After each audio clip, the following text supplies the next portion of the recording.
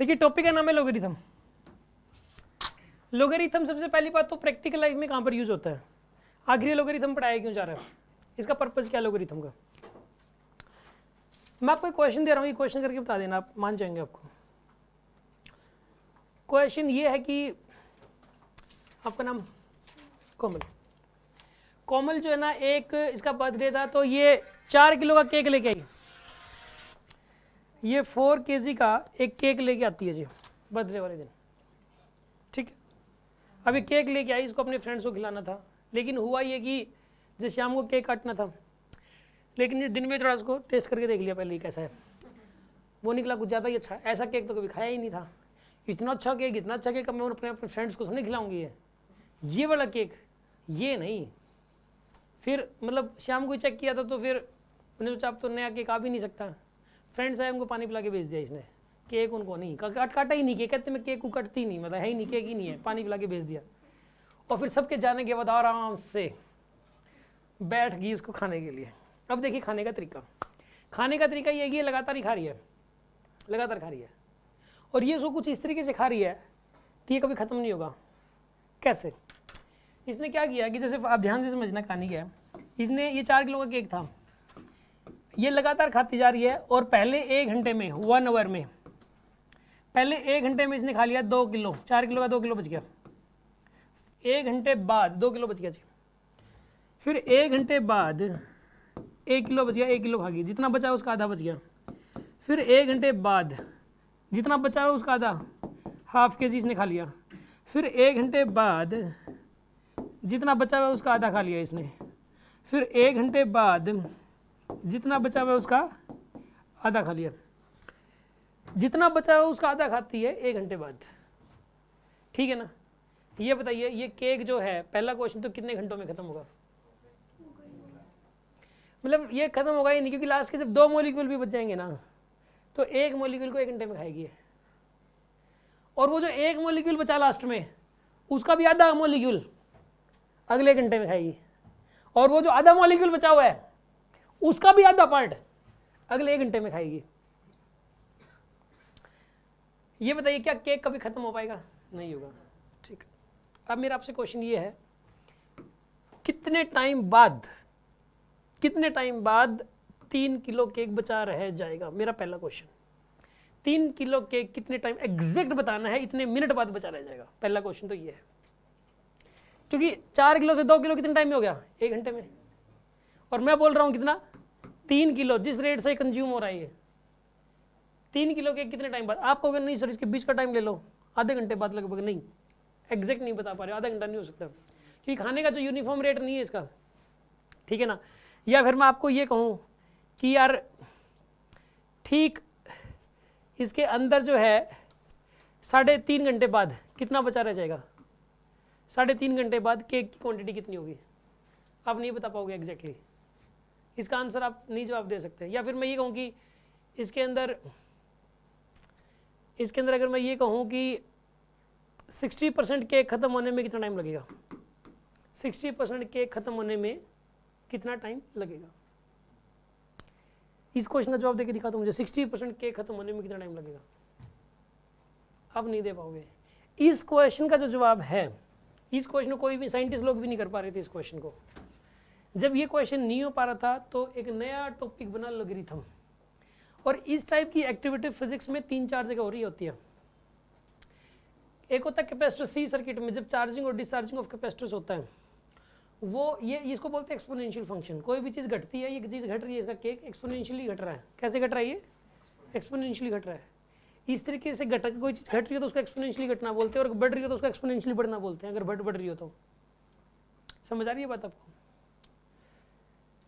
Exponentially, देखो एक बात बताइए, एक बच्चा था, देखो एक्सपोनेंशियली बढ़ना किसको, इसको बोलते हैं एक्सपोनेंशियली घटना। एक्सपोनेंशियली बढ़ने का मतलब क्या है कि मान लो कि आपको पेपर में 100 नंबर लेके आने थे, नीट का पेपर था, नीट के पेपर में 600 नंबर लेके आने थे। कितने नंबर लेके आने थे? 600 कट ऑफ था जी। आपने क्या किया? पहले साल ड्रॉप किया, 300 नंबर आए। आपने दिल पे मत लेना यार, किसी और बच्चे की बात नहीं। कितने नंबर आए उसके? 300। उसने सोचा चलो कोई बात नहीं। अगले साल ड्रॉप किया, 600 लेने थे ना, कितने नंबर और लेने हैं? 300 और 300 आधा करो, कितने नंबर आए? 450 आए। फिर अगले साल ड्रॉप किया, कितने नंबर आए बताओ? 150 और लेने हैं, 150 आधा करो, 75 नंबर, कितने नंबर आए? 525। फिर अगले साल ड्रॉप किया, कितने नंबर आए? कितने नंबर आए बताओ? 37.5 ना, 37.5 बढ़ गए 37.5। कितने नंबर आए बताइए उसके? सिलेक्शन फिर से नहीं हुआ। फिर अगले साल ड्रॉप किया। आप दिल पे क्यों ले रहे हो? आप अपने आप को क्यों रख के सोच रहे हो? ये अपने आप को रख के सोच रही है, ये कह रही है कि मेरे घर वाले दिलवाएंगे नहीं। इससे ये पता लग रहा है कि ये अपने आप को यहाँ पे रख रखी है। आप ये सोचो ना, मेरी तो पहली बार में, ये मेरे लिए नहीं है फंक्शन, ये सोच रही है फंक्शन मेरे लिए करने हैं सर। देखो इसके अंदर जो है ना, यहाँ पे एक बात बताइए, क्या उस अगर ऐसे नंबर लेता रहा हो बच्चा, क्या उसका कभी नीट क्लियर हो पाएगा क्या? मुझे तो ये बताओ। उसका क्या कह रहे हो? कभी कट ऑफ नीचे नहीं जा रही? 600 तो मिनिमम आ रही है हर साल, मान लो 600 आ रही है, क्या उस बच्चा का भी सिलेक्शन हो सकता है? कितने सालों बाद होगा? कितने साल ड्रॉप करने के बाद सिलेक्शन होना, ये बताओ। उसका नहीं होना, उसका कितने साल कर ले वो, क्योंकि वो उसकी ग्रोथ कैसी हो रही है? एक्सपोनेंशियल ग्रोथ हो रही है यार। एक्सपोनेंशियल ग्रोथ को पूरा होने में इनफाइनाइट टाइम लगता है। अब हम कहते हैं कैपेसिटर को फुल्ली चार्ज होने में इनफाइनाइट टाइम लग रहा है, क्यों? क्योंकि उसके जो चार्ज आता है वो एक्सपोनेंशियली ग्रोथ करके आता है। तो जो एक्सपोनेंशियल ग्रोथ करके आएगा, ठीक है ना, एक्सपोनेंशियल ग्रोथ करके अगर आएगा चार्ज, तो ऐसे केस के अंदर बताइए वो कभी पूरा हो ही नहीं पाएगा। अगर एक्सपोनेंशियल ग्रोथ में अगर 600 नंबर लेने की सोच रहे हो आप, तो कभी 600 नहीं आने वाले, ठीक है ना। इसके अंदर क्या हो रहा है कि यार जो नंबर बढ़ रहे हैं ना, उसके वो बढ़ने का रेट घट रहा है। इसमें जो नंबर बढ़ रहे हैं, जो केक है, ये केक जो खा रही थी पहले दिन तो पूरा 1 घंटे में ठीक ठाक काम कर दिया, 2 किलो खा गई, फिर 1 घंटे में 1 किलो, ये रेट भी ठीक था। आगे रेट घटता जा रहा है खाने का, जो चीज यानी कि जो चीज खा तो रही है लेकिन रेट घटता जा रहा है, तो उसको बोलते हैं एक्सपोनेंशियली डिक्रीज होना। एक्सपोनेंशियली कोई चीज डिक्रीज होगी तो कभी खत्म नहीं हो पाएगी, वो कभी खत्म नहीं हो पाएगी। जैसे केक खत्म नहीं हो पा रहा है, नंबर एक्सपोनेंशियल बढ़ रहे हैं तो कभी नहीं बढ़ के पूरे हो सकते, इनफाइनाइट टाइम लगेगा। समझ आ रही है बात आपको? इसके अंदर इसका जो ग्राफ बनता है एक्सपोनेंशियल मतलब डिक्रीज का, एक्सपोनेंशियल डिक्रीज का ग्राफ ऐसा होता है, ऐसा। ये 4 किलो होता है केक, 4 किलो था यहाँ पे, फिर ये देखो हाइट करते जा रही है, कभी ना इसको एक्स एक्सिस को कभी टच ही नहीं कर पाएगा, कभी जीरो हो ही नहीं पाएगा ये, ठीक है। और एक्सपोनेंशियल ग्रोथ का जो ग्राफ बनता है वो बनता है ऐसा, वो ऐसा बनता है। ये कभी, ये जैसे यहाँ पे 600 नंबर लेने थे उसको, ये 600 से कभी टच ही नहीं कर पाएगा ये एक्सपोनेंशियली इंक्रीज है और ये एक्सपोनेंशियल डिक्रीज है। अब जो कैपेसिटर की चार्जिंग को ही कहते हैं ना, कैपेसिटर की चार्जिंग हो रही है, उसका चार्ज वर्सेस टाइम का ग्राफ बनाओ जो कैपेसिटर के ऊपर चार्ज होगा, तो उसमें जो चार्ज एक्सपोनेंशियली अगर ग्रो कर रहा है, उस पर एक बैटरी लगा दी, एक बैटरी जैसे आपने लगाई, ये कैपेसिटर था, कैपेसिटर के अक्रॉस आपने एक बैटरी लगा दी, स्विच को बंद कर दिया यहाँ पे, तो एक्सपोनेंशियल ग्रोथ होती है इसकी। एक्सपोनेंशियल ग्रोथ होती है तो फुल्ली चार्ज आने में कितना टाइम लगेगा? इसको इनफाइनाइट टाइम लग जाएगा। इसका ग्राफ एक्सपोनेंशियल, इसका ग्राफ ऐसा बनता है। उसमें इसमें लॉगरिथम की जरूरत पड़ती है, उसमें आता है एक्सपोनेंशियल। अभी आप जब charging and discharging of capacitor पढ़ोगे तो वहां पे लॉगरिथम यूज होगा। समझ आ रही है बात आपको? चलो दूसरे मुद्दे, एलआर सर्किट होता है एक, एलआर सर्किट। एलआर सर्किट में क्या होता है, ये इंडक्टर है, जैसे यहाँ रेजिस्टेंस लगा दिया और एक बैटरी लगा दी आपने, ये एलआर सर्किट है। इसके अंदर करंट ग्रो करता है इस सर्किट में, इसके अंदर क्या करेगा? करंट ग्रो करेगा। वो करंट का जो रेट होता है ग्रो करने का, वो भी एक्सपोनेंशियल होता है, वो भी ना एक्सपोनेंशियली ग्रो करता है। तो पूरा होने में, मैक्सिमम करंट चलने में, मैक्सिमम इसमें ई नोड वायर का करंट चलेगा, ये ई नोड है, ये आर है, तो ई नोड वायर करंट चलने में इनफाइनाइट टाइम लग जाएगा इसमें, ठीक है ना। एलआर सर्किट में भी लॉगरिथम यूज होता है, यही कारण है। एक लॉगरिथम यूज होता है रेडियो एक्टिविटी में, रेट ऑफ डिसइंटीग्रेशन। जैसे कोई भी आपने रख दिया, मतलब जब यहाँ एटम्स रखे हुए हैं, ये डिसइंटीग्रेट हो गया, यूरेनियम रख दिया, यूरेनियम डिसइंटीग्रेट हो गया, क्या बनता है बताइए? थोरियम बनता है। थोरियम डिसइंटीग्रेट होकर क्या बनता है? यूरेनियम से क्या बनता है? थोरियम। थोरियम से बनता है प्रोटेक्टिनियम, तो प्रोटेक्टिनियम बन रहा है। तो जैसे यूरेनियम कन्वर्ट हो रहा है थोरियम में, वो तो जो थोरियम में जो कन्वर्ट हो रहा है उसका जो डिसइंटीग्रेट होने का जो रेट है वो भी क्या हो रहा है? वो एक्सपोनेंशियल डिक्रीज कर रहा है, वो भी एक्सपोनेंशियल फंक्शन है। इसलिए पूरा का पूरा डिसइंटीग्रेट होने में इनफाइनाइट टाइम लग जाता है। समझ आ रही है बात आपको? यानी रेडियो एक्टिविटी के अंदर भी लॉगरिथम आएगा फिर से। फिजिक्स में 3 ही जगह पर है लॉगरिथम या एक्सपोनेंशियल फंक्शन, एक ही बात है। 3 जगह कहाँ पे? एलआर सर्किट में, आरसी सर्किट में और रेडियो एक्टिविटी में, बस 3 जगह पे। तीनों में एक्सपोनेंशियल फंक्शन यूज होंगे, तीनों में बार बार लोग आएगा और कहीं नहीं आता लोग, इसलिए हम इस टॉपिक को पढ़ रहे हैं अभी। और इसका लोग का यूज वहाँ पर होगा, वो आपको अच्छे से समझ में आ जाएगा कैसे हो रहा है, क्या हो रहा है, इसके बिना काम कैसे नहीं चल पा रहा है। कई बच्चों के माइंड में आता है ये टॉपिक पढ़ाई क्यों जा रहा है, समझ में आ रही है बात आपको, इसलिए टॉपिक पढ़ा जाए। डायरेक्ट क्वेश्चन लोग का कभी भी नहीं आएगा, लॉगरिथम यूज होता है ये। और ये जो तीनों टॉपिक है इंपॉर्टेंट है, इन तीनों में से क्वेश्चन आता ही आता है। रेडियो एक्टिविटी आने की सबसे ज़्यादा संभावना है। ये तीनों है एक्सपोनेंशियल फंक्शन के हैं, तीन टॉपिक फिजिक्स के, 2 तो इलेक्ट्रोडायनामिक्स में है, एक मॉडर्न फिजिक्स में है, रेडियो एक्टिविटी वाला, ठीक है ना। इन तीनों में से मैं कहता हूँ एक भी समझ में आ जाए तो बाकी 2 भी समझ में आ जाएंगे, एक भी समझ में आ जाए तो ठीक, क्योंकि तरीका करने का बिल्कुल सेम है तीनों का। जैसे कि ग्रेविटेशन और इलेक्ट्रोस्टैटिक्स आइडेंटिकल हैं, उसी प्रकार ये तीनों टॉपिक भी आइडेंटिकल है। आगे बात समझ में आपको? अब शुरू करते हैं लॉगरिथम को, ठीक है ना। ये वाला जो क्वेश्चन था, जो मैंने ये वाले क्वेश्चन आपसे पूछे थे केक को लेके, इन क्वेश्चंस के जवाब आपको मिल जाएंगे कैसे करेंगे इनको, ठीक है ना। इनको कैसे फाइंड आउट किया जाए, यानी कि एक्सपोनेंशियली अगर कोई चीज़ चेंज हो रही हो, एक्सपोनेंशियली से बढ़ रही हो तो एक्सपोनेंशियली घट रही हो। एक्सपोनेंशियली चेंज होने का मतलब समझ गए क्या होता है? समझ गए ना। एक्सपोनेंशियली बढ़ने का मतलब आप समझ गए, और एक्सपोनेंशियली घटने का मतलब आप समझ गए। एक्सपोनेंट का जो फैक्टर है वो कांस्टेंट है यहाँ पे जो एक्सपोनेंशियली जो है, कैसे आपकी बात में समझा नहीं, कैसे कह रहे हो आप? जैसे ग्राफ ऐसे बढ़े हैं, हाँ, वो इंक्रीज वाला भी तो बढ़ सकता है एक्सपोनेंशियल। ना वो ऐसा ग्राफ कभी एक्सपोनेंशियली इंक्रीज या एक्सपोनेंशियली डिक्रीज का ये वाला ग्राफ कभी बनता ही नहीं है। बताओ कहाँ बनता है ये वाला ग्राफ? कब बनता है? बायो में पढ़ा है, पॉपुलेशन का एक्सपोनेंशियल इंक्रीज का ग्राफ ऐसा बनता है। यस सर, अगर लिमिटेड सोर्स ना हो तो। मेरे को एग्जैक्ट लाइन बताओ क्या पढ़ी है बायो में आपने? कि पॉपुलेशन का अगर जो रिसोर्सेज है वो लिमिटेड ना हो तो ऐसे इंक्रीज होती है पॉपुलेशन, तो वो एक्सपोनेंशियली इंक्रीज करेगा।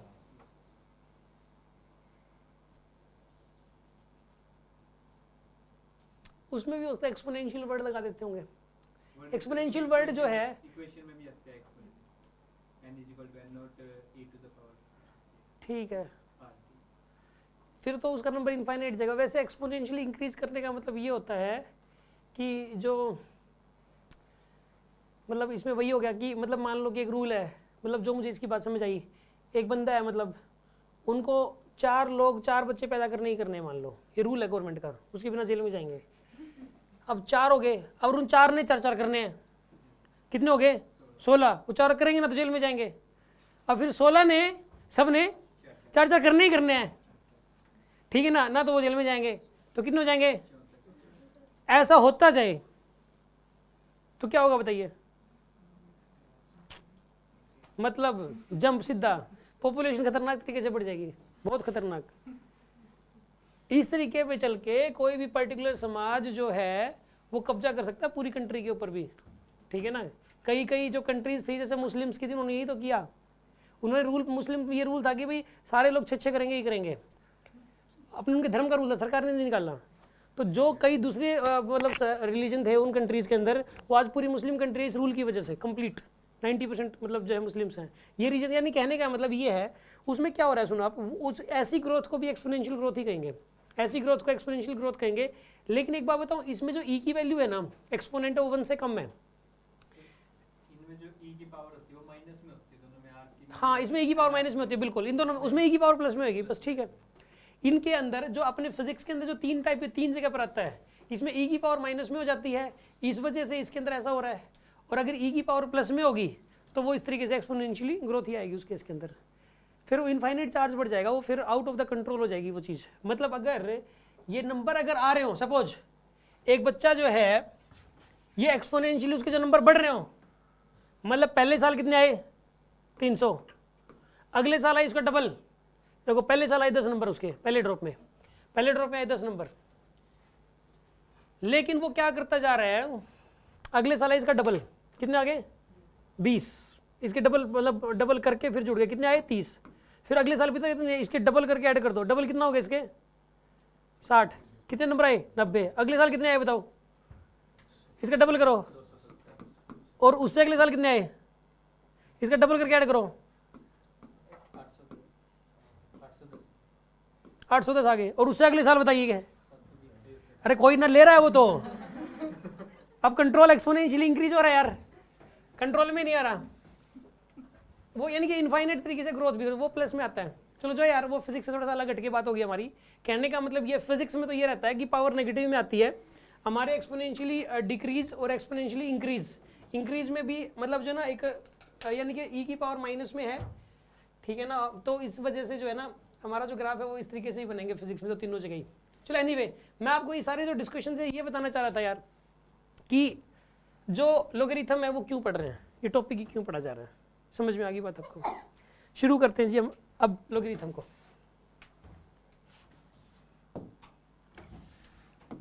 लोगरिथम में देखिए आप, पहली बात तो मैं बेसिक से ही करवा रहा हूँ, जैसे कहीं ऐसा लिख रखा हो log ऑफ 8 विद बेस 2 ऐसा लिख रखा है। देखो इसको पढ़ने का तरीका, पहले तो इसको पढ़ते हैं log ऑफ 8 विद बेस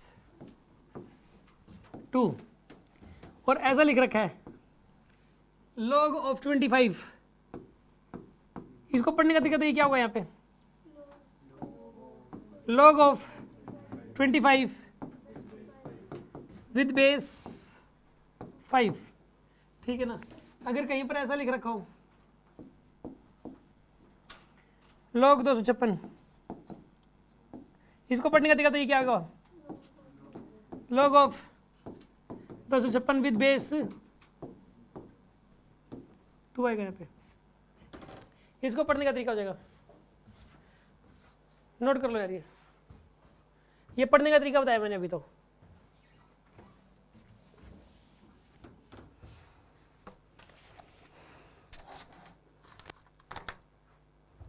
हाँ जी, ये बात समझ में आ गई होगी आपको, है ना। अब बढ़ते हैं जी आगे, ये लिख लिया होगा आपने। अब सुन लो अगली बात, ये सोल्व कैसे करें यार इस टाइप के क्वेश्चंस को। मान लो यार कहीं पे ऐसा लिख रखा है log ऑफ 8 विद बेस 2, इसको पता है कैसे सोल्व करना है, इसकी वैल्यू कितनी होगी, 8 का लोगरिथम निकालना है और विद रिस्पेक्ट टू 2 निकालना है। मतलब जैसे कि डिफरेंशिएशन किसी न किसी के रिस्पेक्ट में करते हैं, इंटीग्रेशन किसी न किसी के रिस्पेक्ट में करते हैं, तो लोगरिथम भी किसी न किसी के रिस्पेक्ट में करते हैं। कि log निकाला जा रहा है तो किसके रिस्पेक्ट में निकाला जा रहा है, यहाँ पे 2 के रिस्पेक्ट में निकाला जा रहा है, ठीक है। तो आप एक काम करो, इसमें एक काम करो, 2 की पावर कितनी लगाएगी, 8 आ जाए, 3 करना पड़ेगा। मतलब 2 को 2 से ही कितनी बार मल्टीप्लाई करेगी, 8 आ जाए। तो देखो 2 इंटू 2 इंटू 2 कितना हो जाएगा यहाँ पर, ये 8, तो 3 बार आया, 1 2 3, तो इसलिए 3 आंसर आ गया। अगर मान लो मैं आपको ये कहूँ log 81 विद बेस 3 है, log 81 विद बेस 3 कैसे सोल्व करोगे इसको बताइए। यहाँ पे 3 की पावर क्या करूँगी, 81 आ जाए, तो 3 इंटू 3 इंटू 3 इंटू 3 कितना आएगा यहाँ पर, ये 4। इनको सोल्व करके 81 आता है। जैसे मान लो मैं आपको ये कहूँ कि ये कह दूँ कि log ऑफ 1024 विद बेस 2 करके दिखाओ इसको, एक ये करके दिखा दो log of 25 with base root 5, ठीक है ना, ये दोनों करके दिखा दो आप।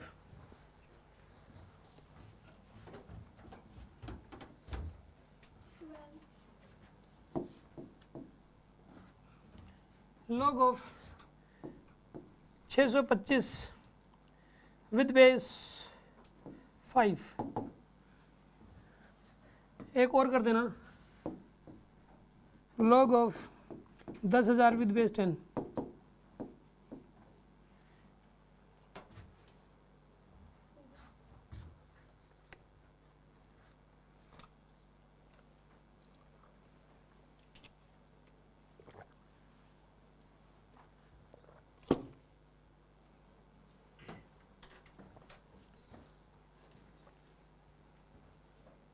ओके। इसका आंसर क्या आएगा, 2 को 2 से कितनी बार मल्टीप्लाई करें, 1024 आ जाए 10। रूट 5 को रूट 5 से कितनी बार मल्टीप्लाई करें, 25 आ जाए 4 बार। 5 को 5 से मल्टीप्लाई करना है 4 बार। इसका बताइए, समझ में आ गया होगा, ये नोट कर लो यार इसको। किसी कुछ पूछना है पहले तो ये बताओ, लोग कैसे निकालते हैं ये पता लग गया। उसका एक बेस भी होता है, ठीक है ना, उसका एक बेस भी होता है, राइट। जस्ट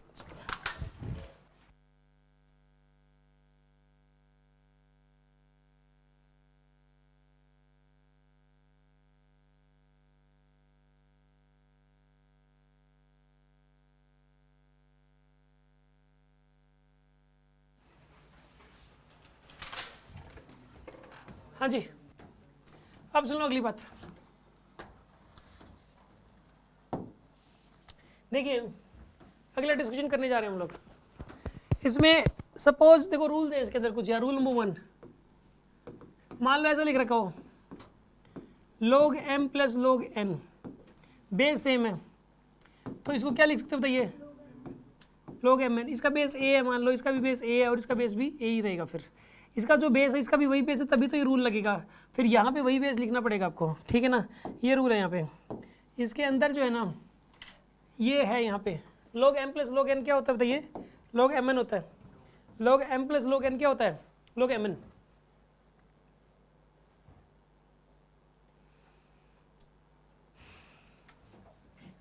यार सुनो, ये रूल क्यों बनाया गया, आप एक बात बताओ। मैं आपको ये कह दूं कि अगर मान लो ये रूल ना हो, ठीक है ना, अगर एक क्वेश्चन दे दूं मैं आपको, जैसे क्वेश्चन मैंने दे दिया कि 2√3 या मतलब 2√3 दे दिया, मतलब सपोज विद बेस 2, और एक दे दिया log ऑफ 4/√3 विद बेस 2, ये क्वेश्चन दे दिया मान लो।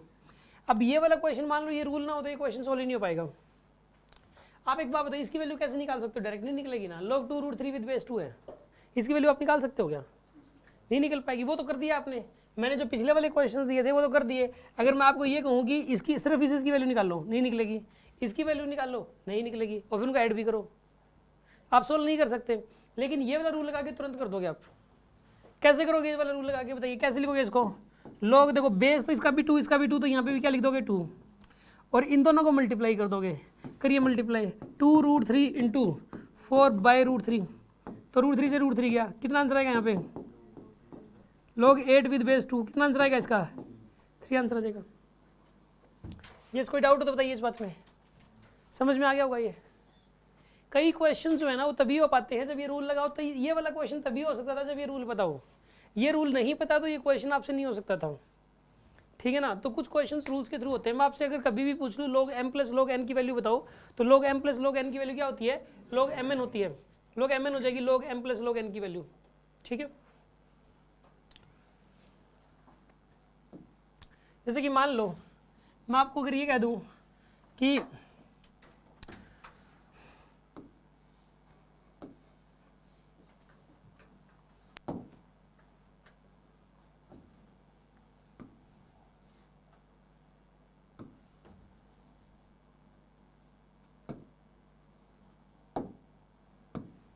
क्या हो रहा है ये,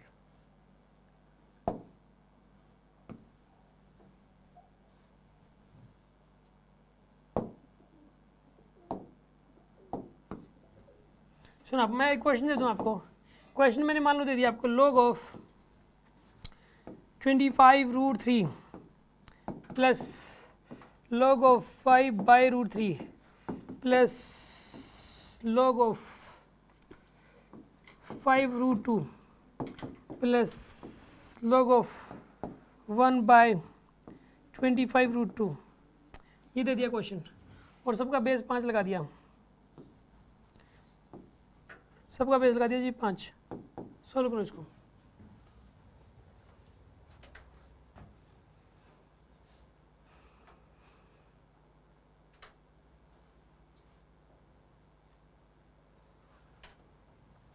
इसमें पता है क्या यार, सबका बेस सेम है ना, अभी बेस सेम आ जाएगा और इन चारों की मल्टीप्लाई कर दोगे आंसर आ जाएगा आपके पास, ठीक है ना।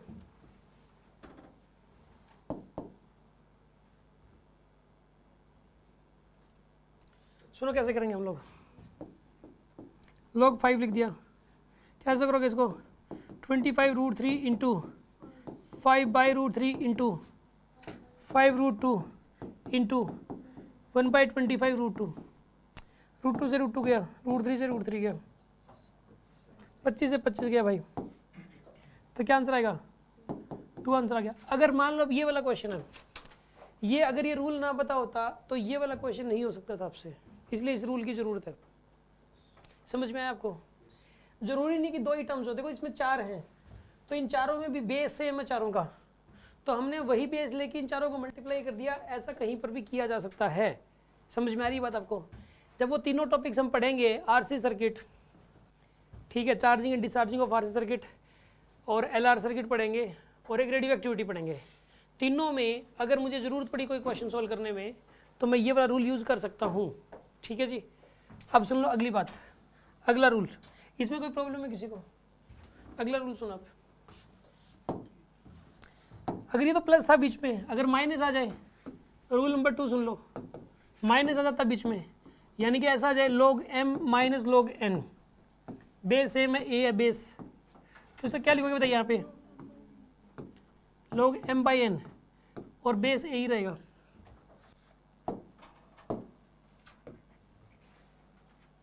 ये आ जाएगा log m minus log n की वैल्यू क्या आ जाएगी बताइए, log m बाई n, और बेस तीनों का क्या आएगा यहाँ पे, सेम ही आ जाएगा, बेस तीनों का, बेस तीनों का सेम ही आएगा इसमें।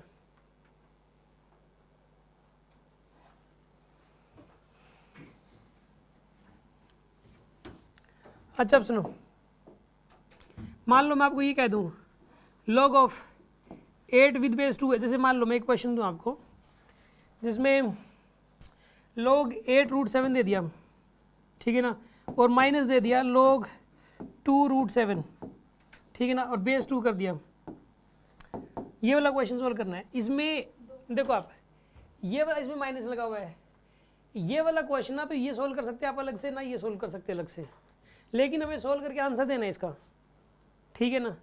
तो इस क्वेश्चन के लिए क्या करना पड़ेगा, ये रूल ही लगाना पड़ेगा, बिना रूल के क्वेश्चन नहीं हो पाएगा, विदाउट रूल आप इस क्वेश्चन को सोल्व नहीं कर सकते इसमें, ठीक है ना। कैसे करेंगे बताइए हम इसको, कैसे करेंगे इसको सोल्व, log, तो यहाँ पे लिख दिया 2, फिर क्या करोगे बताइए, 8 रूट 7 डिवाइडेड बाय में 2 रूट 7, रूट 7 से रूट 7 गया, कितना आंसर आएगा बताइए, log 4 विद बेस 2, कितना आंसर आएगा, 2 आंसर आ जाएगा। कर लेंगे आप इस टाइप से क्वेश्चंस को, ये कोई डाउट हो तो बोल लो आप, बढ़ते हैं आगे।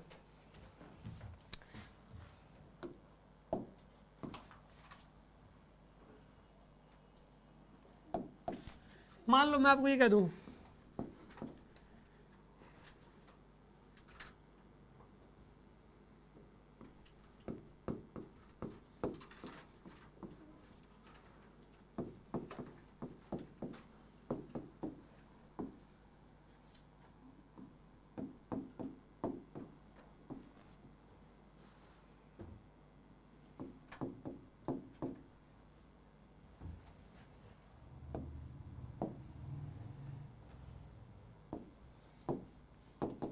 करो सोल्व,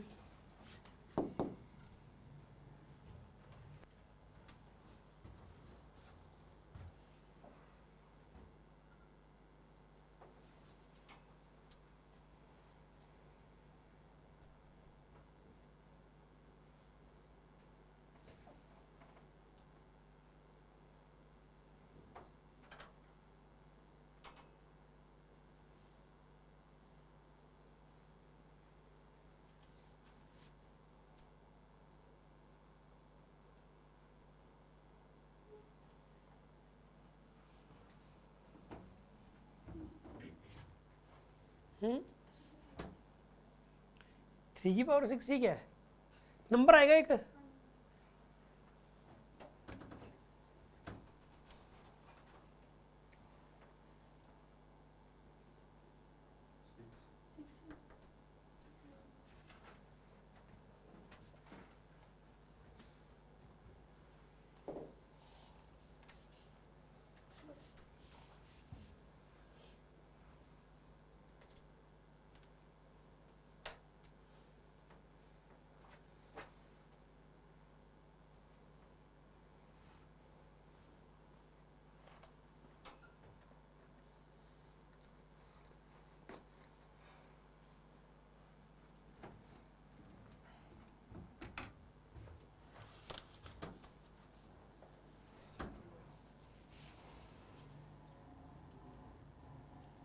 करते हैं इसको, ये कैसे करोगे आप इसको बताइए,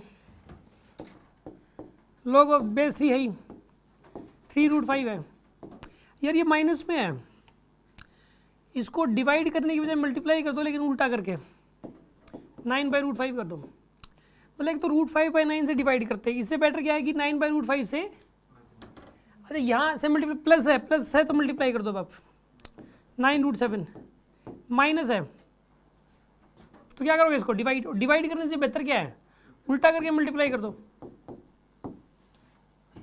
रूट 5 से रूट 5 गया, रूट 7 से रूट 7 गया, क्या आंसर आएगा इसका, देखो ये 3 एक बार है, 2 बार 3 है, ये 2 बार 3 है, 1 बार 3 ये है, 2 और 2 4 तो 6, 6 आंसर आएगा, आंसर आएगा 6। समझ में आ रहा है आपको? 3 को मैं 3 से कितनी बार मल्टीप्लाई करूँगी, ये आ जाए ऊपर वाला 3 9 9 3 ये, क्योंकि √5 से √5 गया, √7 से √7 गया। यार ये समझ में आया कि नहीं आया? ये क्वेश्चन कितने स्टूडेंट को समझ में आ गया? ये जिनको समझ में आ गया हाथ खड़े कर लो एक और। ये आया समझ में? 6 कैसे है? देखो 3 इंटू 9 इंटू 9 इंटू 3 है। मैं 3 को 3 से कितनी बार मल्टीप्लाई करूंगी, ये इतना बड़ा नंबर आ जाए। 3 को 3 से ही मल्टीप्लाई करते जाओ जब तक ये पूरा नहीं आता। पहले तो इनको आपस में मल्टीप्लाई करो चारों को, क्या आंसर आता है? कैलकुलेटर से करो। 729। पहले आप इसको सोल्व करके दिखाओ, आप करो इसको सोल्व। 3 को 3 से मल्टीप्लाई करना है कि 729 बन जाए।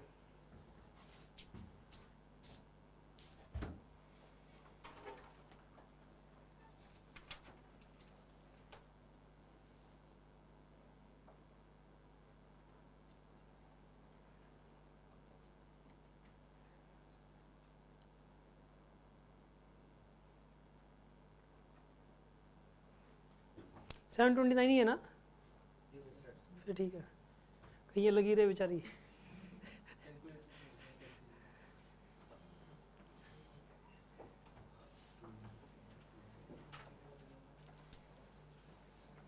तीन को 3 से मल्टीप्लाई करते रहो जब तक 7, कैलकुलेटर से करते रहो चाहे।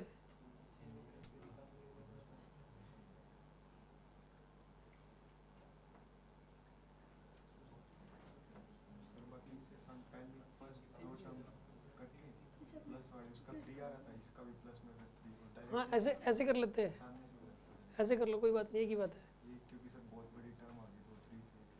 हाँ ऐसे कर लेते हैं, इन दो का अलग से कर लो, इन दोनों का अलग से कर लो, फिर वो कर लो। लेकिन हर बार ऐसा हो जरूरी नहीं, अब मैं क्वेश्चन दूंगा उसमें ऐसा हो ही नहीं पाएगा, हर बार ऐसा होगा नहीं। हाँ जी आप बताओ पहले तो क्या है? 6 बार मल्टीप्लाई करने पे 729 आता है। तो मैंने वो सीधा सीधा कर दिया था, आपने इतना लंबा चौड़ा करके किया है। देखो यहाँ अकेला 3 था, ये अकेला 3 है, ये 9 को 3 इंटू 3 कर सकते हो, और इस 9 को 3 इंटू 3 कर सकते हो। ये ऊपर कितनी बार 3 था? 6 बार 3 था ना, तो इसको भी ये इससे ये बनाना है तो 6 बार ही मल्टीप्लाई करने का पड़ेगा इसमें, तो सीधा सीधा दिख रहा था। लेकिन आप क्या कि सर पहले तो मैं मल्टीप्लाई करके टोटल को 729 लिखूंगी, फिर मैं इसको ये देखूंगी 729 आएगा कैसे, 3 को 3 से कितनी बार मल्टीप्लाई करूंगी 729 आ जाए, फिर आंसर करूंगी मैं। ये तो वही बात हो गया, मैंने कहा कान पकड़ो, ये लो ऐसे पकड़ लो, और आप ऐसे करके और ऐसे करके ऐसे पकड़ने में लगे हुए हो, इस हाथ से ऐसे करके लो, मैं तो ऐसे पकड़ूंगी कान को, ऐसे तो वही बात है, ये तो आंसर वही आना है। ठीक है, कान को ऐसे पकड़ लो, ऐसे करके पकड़ लो। समझ आ गई बात आपको? चलो अगला क्वेश्चन, एक चलो और दे रहा हूं मैं, वो करके दिखाना आप।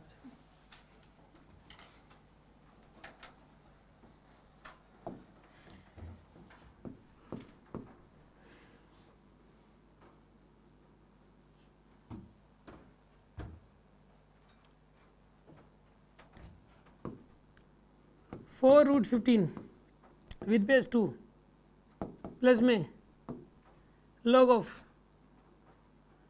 1/2√3 with base 2 प्लस में log of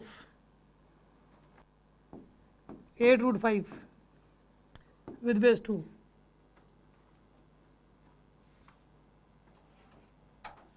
माइनस में log of 2√5 with base 2। नहीं ये नहीं है, रुको बस ये ऊपर ये इसमें जो है ना, रुको एक बार बताता हूँ।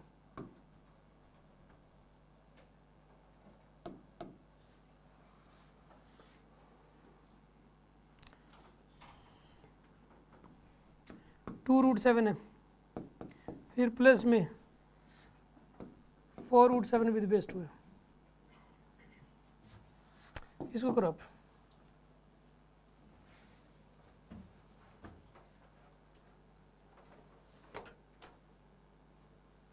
और यहाँ पे माइनस साइन कर लो, रुक जाओ एक बार, यहाँ माइनस साइन करो भाई, ये प्लस साइन है, यहाँ माइनस साइन आएगा, यहाँ माइनस आएगा, यहाँ प्लस आएगा। अब ठीक है, अब करके दिखाओ इस क्वेश्चन को।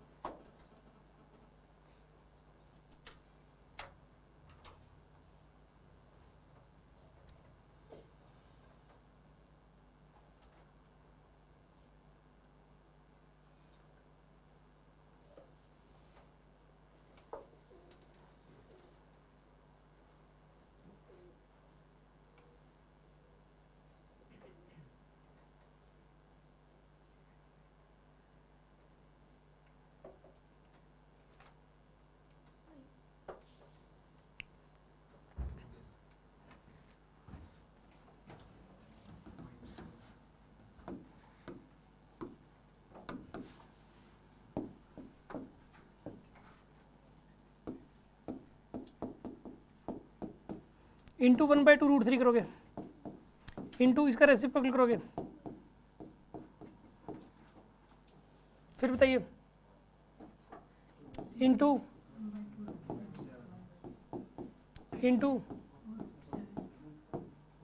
ये करोगे आप, √3 √5 से √15 गया, 2 ये कौन सा गया, 4 गया, √7 से √7 गया, यहाँ पे क्या बच गया बताइए, ये क्या बच गया, log ऑफ 1/2 विद बेस, ये बच गया।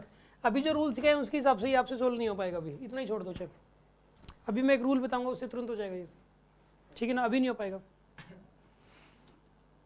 इसके अंदर 2 को 2 से कितनी बार मल्टीप्लाई करेंगे 1/2 आ जाए, नहीं आ पाएगा अभी, तो अभी इतना ही छोड़ दो, सिंप्लीफाइड फॉर्म में बस इतना ही करेंगे इसको अभी। तो 2 को 2 से जितनी बार मल्टीप्लाई कर लो 1/2 कभी भी नहीं बनता, बन जाएगा 1/2। हाँ वो मैं अभी लोगरिथम में लगेगा नहीं लगेगा उसे सिखाना बाकी अभी, लेकिन मेन बात ये वाली है कि यार इसको इतना ही छोड़ दो एक बार, ठीक है। खैर एनीवे यार वो 2 रूल थे, इतना ऐसा पेपर में कभी नहीं आएगा ये, मतलब मेन बात ये रूल याद रखो, log m minus log n को log m/n लिख सकते हैं बस। अभी तक 2 रूल सिखा दिए, एक तो log m plus log n को क्या लिखेंगे हम लोग, log mn, और एक log m minus log n को क्या लिख सकते हैं बताइए, log m/n। इस टाइप का इतना टफ क्वेश्चन कभी नहीं आएगा, मतलब ये टफ क्या मेरा मतलब इस टाइप का मैथ का ही क्वेश्चन का प्रॉपर, ये तो मैंने तो बस ये रूल माइंड में सेट करना था यार, ठीक है ना। पेपर में तो अपने फिजिक्स में तो बिल्कुल सिंपल सा ही आएगा, 2 ही टर्म होंगी बस, उन्हीं को डिवाइड करना है, मतलब इतना लंबा चौड़ा कभी भी नहीं आता, ठीक है। अब सुनो,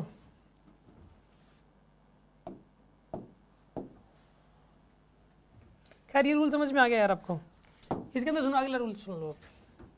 अगर ऐसा लिख रखा हो रूल नंबर 3, log m की पावर n हो, बेस ये है, m की पावर कुछ लिख रखी है तो इसको n लिख सकते हैं, n को आगे ले लो, n log m लिख सकते हो आप इसको, ठीक है ना। ये पावर जो है ना इसको आगे ले सकते हैं हम लोग, इस पावर को आगे लिया जा सकता है, इस पावर को आगे लिया जा सकता है n को, ठीक है। जैसे कि मान लो ये वाला क्वेश्चन एक है, ये वाला क्वेश्चन इस रूल के बिना नहीं हो सकता, जैसे यही वाला क्वेश्चन था log 1/2 विद बेस 2 था, अब ये वाला क्वेश्चन सोल्व करना था, ये इस रूल से तुरंत हो जाएगा। कैसे करेंगे सुनो आप, इसको लिख सकते हो आप log 2 रेज टू पावर -1 और बेस 2 लगा दो आप इसमें। 1/2 क्या लिख सकते हो बताइए? 2 रेज टू पावर -1 कर सकते हो इसको। क्या लिखोगे बताइए इसको? Minus log 2 with base 2। कितना आंसर आएगा इसका? -1 आंसर आएगा। आंसर आ जाएगा -1।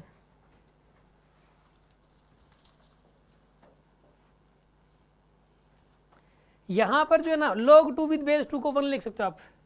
log 2 विद बेस 2 क्या लिख सकते हो बताइए? 1। बात समझ में आई कि नहीं आई आपको? कोई शक?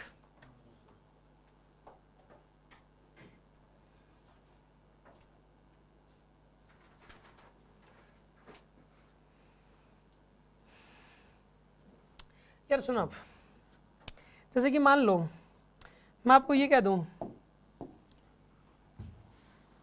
यहाँ पे ये करके दिखाओ log ऑफ 1/27, ठीक है, विद बेस 3। अब ये वाला क्वेश्चन सोल्व करना है, करो आप।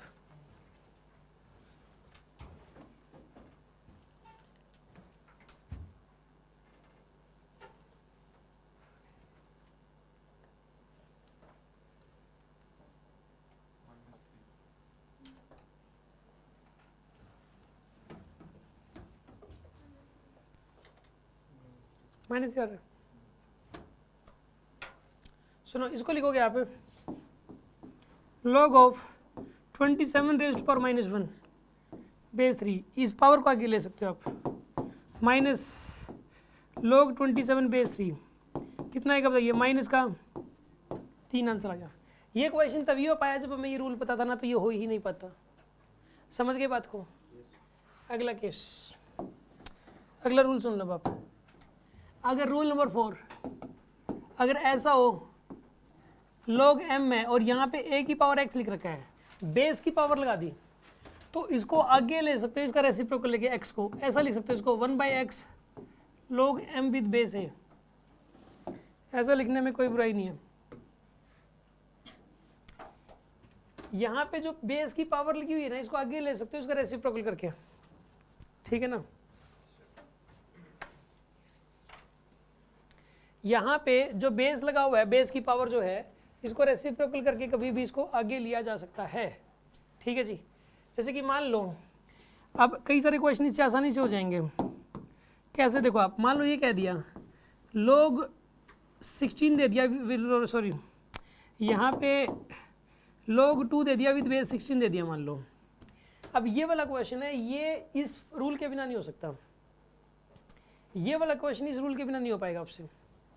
कैसे कर लोगे? देखो आप इसको, देखो कैसे करोगे। वैसे इस रूल से कैसे हो जाएगा? इसको लिखो log 2, इसको क्या लिख सकते हो ये 16 को 2 की पावर 4 लिख सकते हो। 2 की पावर, इस 4 को आगे ले लो आप 1/4 करके, log 2 विद बेस 2 कर दो आप। क्या आंसर आएगा इसका? 1/4 आंसर आ जाएगा। नोट कर लो इसको।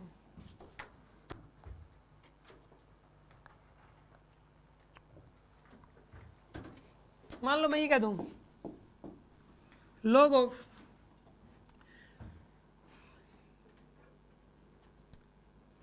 27 विद बेस 1/3, ये कह दिया।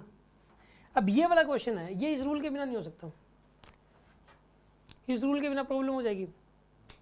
इस रूल से तुरंत हो जाएगा। कर दो आप इसको।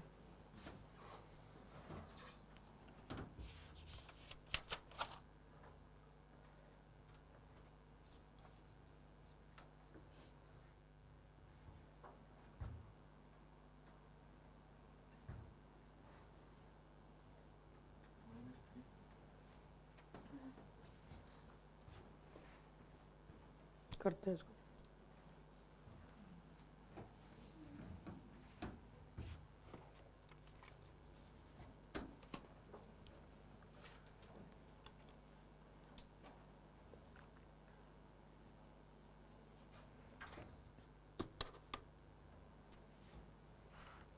देखो ऐसा करो इसको, log ऑफ 27 1/3 को क्या लिखोगे बताइए? 3 रेज टू पावर -1 आएगा यहाँ पे। इस माइनस को रेसिप्रोकल लेके आगे ले लो आप। क्या आएगा यहाँ पे? -1 log ऑफ 27 विद बेस 3 कितना आएगा यहाँ पर? ये -3 आंसर आ गया, ठीक है। और क्वेश्चन करके दिखाओ जरा यार। एक दो क्वेश्चन इन दोनों रूल्स के, अभी आखिरी वाले जो दो रूल्स बताइए ना, एक तो ये करके दिखा दो आप, log ऑफ 625 विद बेस 125, एक ये करके दिखा दो आप, log ऑफ 1/27 विद बेस 1/81, ये वाले दोनों क्वेश्चन कर दो आप। ये ना तीसरे और चौथे रूल से ही हो पाएंगे दोनों क्वेश्चंस।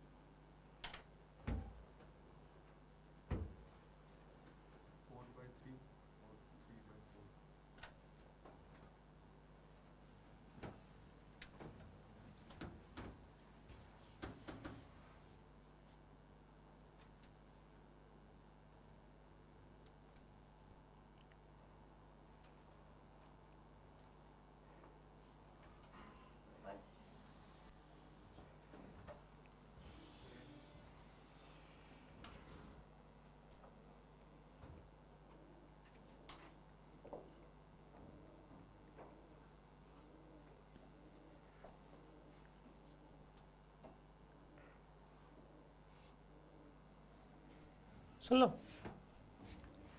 यार, देखो इसको लिखोगे अब, लोग 625 को क्या लिखते हो, लोग 5 रेज टू पावर क्या करूँ मैं 4, और यहाँ बताइए क्या करूँ 5 रेज टू पावर, अब एक काम करो इस 4 को आगे ले लो और इस 3 को रेसिप्रोकल करके आगे ले लो आप, लोग 5 विद रिस्पेक्ट टू 5 आइए, कितना आंसर आएगा 4/3 आंसर आ गया, आ गया ना आंसर। इसके बाद देखो अगला लॉग, इसको करना है, इसको क्या लिख सकते बताइए 27 raise to power -1, 81 raise to power -1, कैसे करोगे बताइए इसको।